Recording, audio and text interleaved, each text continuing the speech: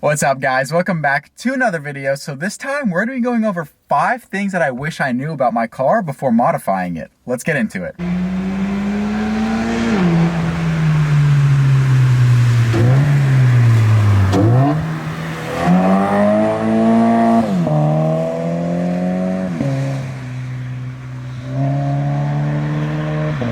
Now, just to preface this video, I want to say that I'm not sponsored by anyone in this video. This is all what I truly believe in, and this is going to be more of a laid-back video, just you and me here, no serious editing here. I think this video is going to be very helpful to the beginners and people who are getting more into like track days and modifying their car. So, I'm not telling you what to do. I'm just simply telling you kind of how my experiences were and what's worked for me, what's not worked for me, because there's ways with a car, like, let's be real, when you modify a car, you're not saving money in any way. I mean, unless you buy like an old classic car or something that actually increases in value, you're not modifying your car. Like, putting a big brake kit on your car is not going to increase the value of it. So we're doing this simply because we want to, rather than we're trying to make it an investment. So just so that's clear. And then also, kind of the way I look at cars when I modify them, I want it to be beneficial to the car, whether that makes it look better, whether it makes it perform better, sound better, feel better, just things like that. Or generally, do I want this on my car? That's really the way I look at things when I modify my car. There's really other ways, like if you stanch your car, obviously you're going more for just looks. The way I did my car is I want that function over form look. So I kind of went with both, with like an OEM plus look. So I got my wheels, my suspension. It's not wide body or anything. And in case you're wondering and you're new here, I drive a Toyota 86. It's actually a brand new color right now. Kind of give you a quick overview. I've got wheels, tires, suspension, an exhaust intake, and a nice body kit on the car. So it's a very simple build, and there's a lot of things I learned. I have tracked this car. I've autocrossed it. I've learned a lot of things through modifying it. I've wasted money. I've found spots where I could have saved money. I definitely did purchase some of the right things. So I'm going to tell you guys definitely kind of a first-hand approach as to things to look out for and just the 5 things that I think you should definitely know before modifying your car. So let's go and take the car for a drive and we'll talk more so about that. I love that sound. My name is Nikolai. I like to film and build cool cars. If you're new here, consider subscribing and hitting the bell icon so you stay up to date. We're gonna learn a whole lot about cars and see some pretty cool stuff. Let's jump into the video. So number 1 on the list is gonna be arguably one of the most important parts of the car that people tend to change, and that is the tires. The tires are literally the only thing connecting your car to the ground. That seems fairly important, and if you're on horrible tires, then no matter what good of a brake you have, no matter how much horsepower you make, no matter what, if you can't put the power down, then it's totally pointless.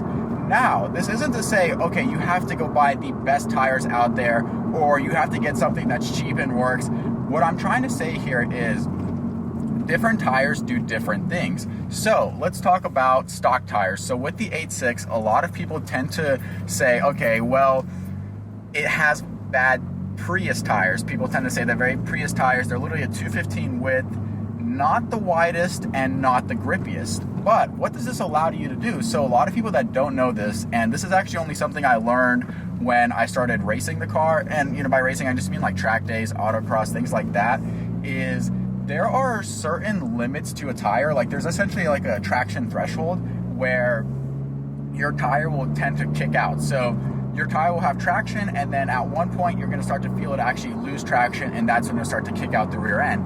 Assuming you have a rear-wheel drive car, but this also works with front-wheel drive, all-wheel drive. The same principle is there. The tire has a threshold until where it kicks out, and this also depends on the weather, if it's raining, if it's dry, etc. But let's say you're just in a rear-wheel drive car and it's a dry day. What's going to happen with your tire is when it kicks out, so you're losing your traction, it's going to start to kick out, and you're actually going to be able to hear it with the tire squeal. And when you're on a low grip tire like the stock 86 tire, you're actually going to have more room to work with, because it's not going to be a snappy instant, okay, boom, you have traction and now you don't. Because we all know that when you're losing traction, in order to regain traction, a simple way to do it is just to let off the gas. Some people like to say, when in doubt, throttle out. I tend to not do that. If you're losing traction, it's best to just ease off the throttle, or do it as smooth as possible in order to regain traction.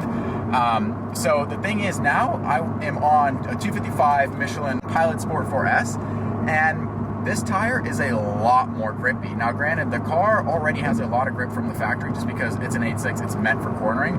But now that it's on these tires, and now that I've actually tracked it on both stock tires and on the Michelin Pilot Sport 4S's, I've noticed that the threshold for these to break out is a lot later, but it's also much less forgiving. So it's the moment you lose traction, you lose it. You know, it's like you're going from a lot of traction to boom, you lose it. With a stock tire that's less grippy, it's a much smoother transition into losing traction, and there's more forgiveness there.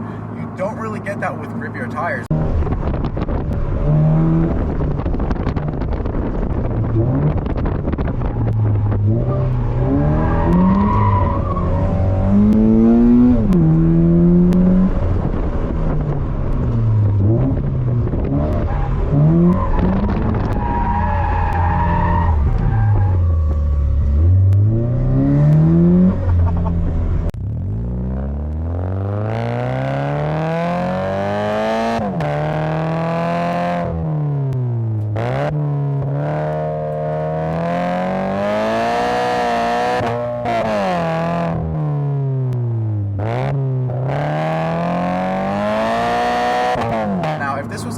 Racing slicks, the moment you lose traction, it's going to be really, it's going to shoot you all over the place, and you really know how to control it. So for beginners and someone who's just getting into it, I would actually say it's best to learn on the stock tires, and then once you feel like you've exceeded what the stock tires can do, that's when you go ahead and upgrade the tires.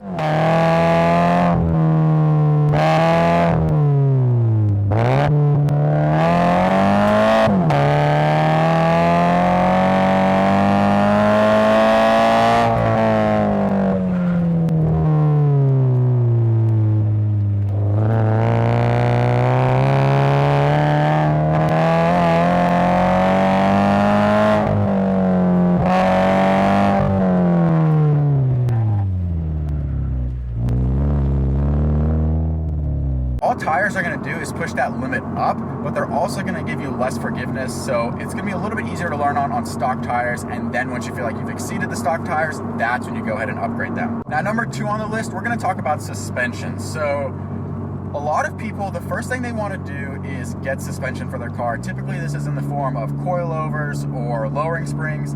Now, in my case, I actually ended up doing both. So initially, I got the lowering springs for the car, and now I'm on Fortunato coilovers. So I'm not sponsored by anyone, so this is just gonna be exactly what I thought, or what my experiences were with the car. So the thing is from the factory, any new car is gonna have great suspension, because you have to realize that valve system and just the suspension body and everything as a system is designed for the car by the manufacturer. Although the thing is, manufacturers, they're able to really hone in on what the majority of people would want the car for. So does that mean that it's going to be the best performing suspension that car can have? No. Typically it's going to be more so the softest that you can get for that car, being the most comfortable.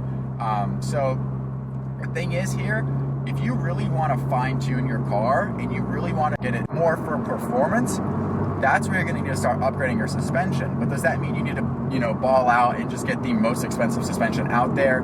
No, it doesn't mean that. You can honestly get away with lowering springs, because for a car like the 8.6, I feel like lowering springs actually felt better in most cases than my Fortunato coilovers.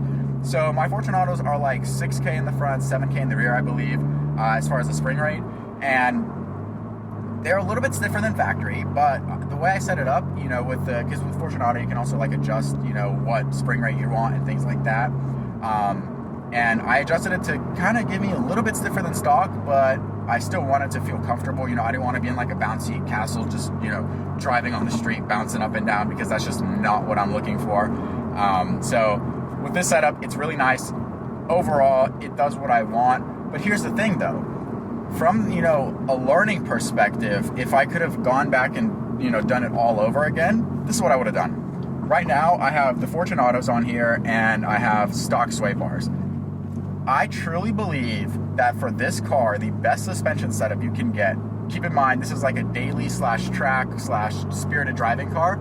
I think the best setup I could have done would have been to keep the lowering springs, because I would have kept the same comfort as a stock 8.6, but it would have had a lower center of gravity, so cornering is slightly better, and it still looks good as well.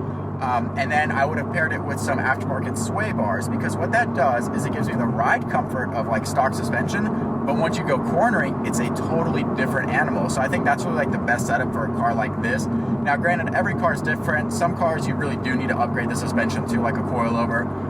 And you know, with the 8.6, it's essentially a non-adjustable coilover from the factory. That's really most cars. So we're kind of looking at what do you really need for your needs, because the manufacturer can only do so much. So if you're really just looking to go low, lowering springs are going to do the trick.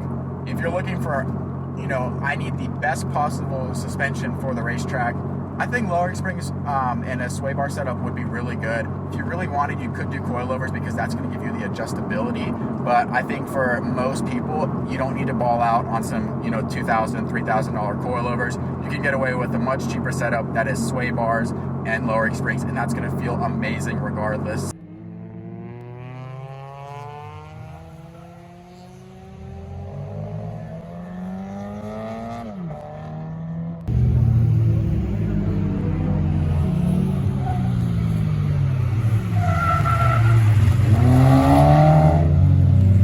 Understand what you need, and a lot of people, they'll just put, like, this is exactly what I did. I put lowering springs on the car, and then I realized I wanted to adjust it a little bit because it was still a little bit too soft for what I was looking for, so that's why I got the Fortune Autos on here.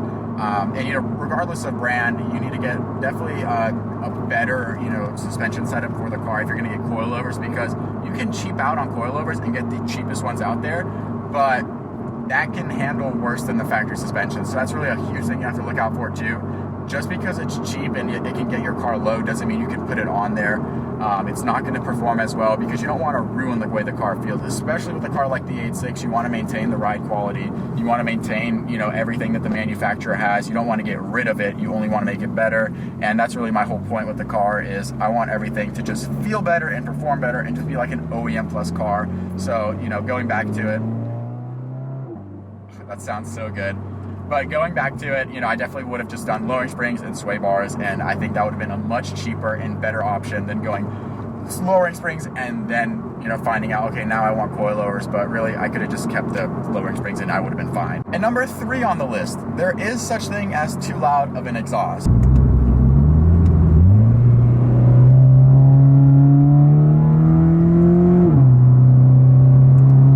I love the way this car really sounds. You know, there's ways to mess up an exhaust, because there is such thing as too loud. Just because your exhaust is loud doesn't mean it sounds good. I think mine's a good refined sound. You know, I can even put the window down slightly.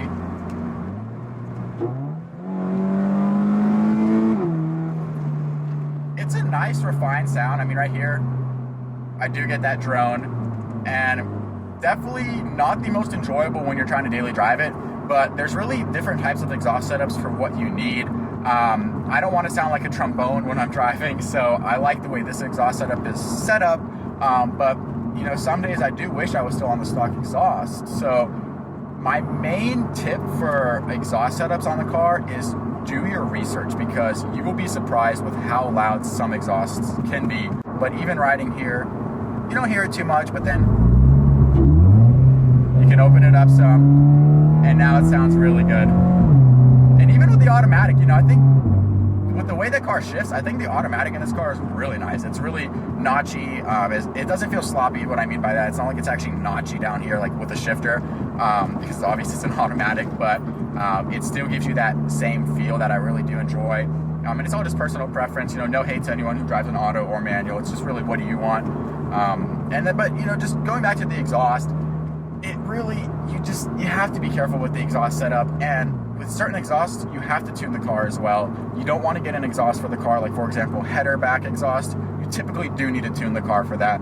And that's something you want to watch out for. So just make sure that what you're getting has a more refined sound, rather than, oh, this is the loudest, I want to be the loudest, I want to be cool, because that's what I did in the beginning, and I'm slowly starting to regret it. You know, this exhaust is a little bit too loud for me, but even then, it's still enjoyable. So you just kind of have to realize, what is it that you want, because I like this little refined sound here. So let's do another pull.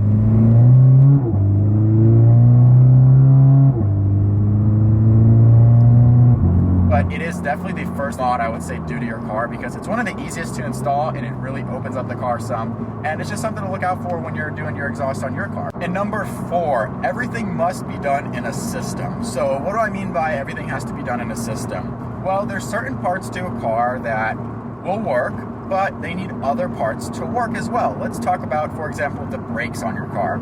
So I made a mistake for my very first track day, I was like, okay, I want to have all these safe parts on here, safe thinking I needed it, when in reality, the stock parts were just as good for what I was using it for because I wasn't pushing the car that hard. So I put race pads on the car, and only race pads. I still had stock tires on the car. And looking back on it, it was such a waste of money because you might look at parts and you might think, okay, I need to get a big brake kit, I need the best tires, and the truth is, if you're just going to be learning the car and you're still getting into it and you're new to it, because this whole video is marketed more towards like the demographic of beginners in the car community, and someone who's just now learning or getting into modifying their car, and you don't want to make the mistakes I did.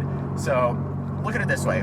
Let's talk about brakes. So brakes, any new car, and by new I mean literally like most cars, like 2000 year plus, and even older cars too, can lock up the brakes on this car. Now obviously we have ABS, so that's not going to lock up the brakes fully for us, but if you turn ABS off in any car just about, you can lock up the brakes because the brakes will outperform the stock tires.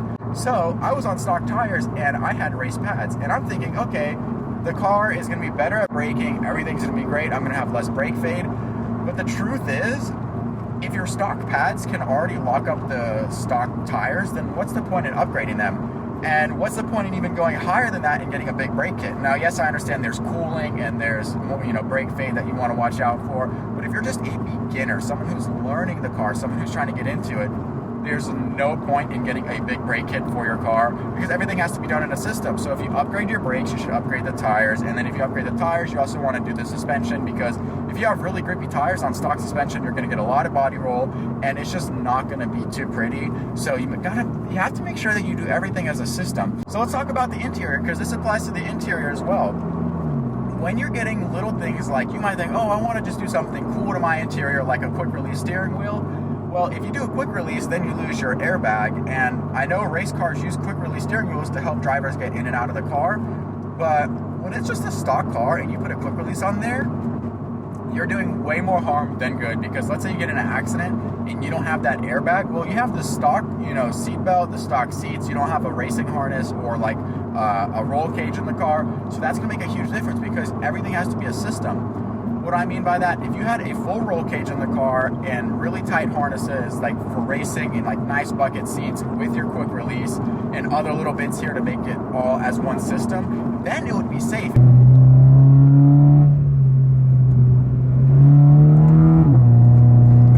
So fun on these back roads. I just absolutely love this car. Like with all the mods I have on here, it's such a fun car to drive. It sounds so good too.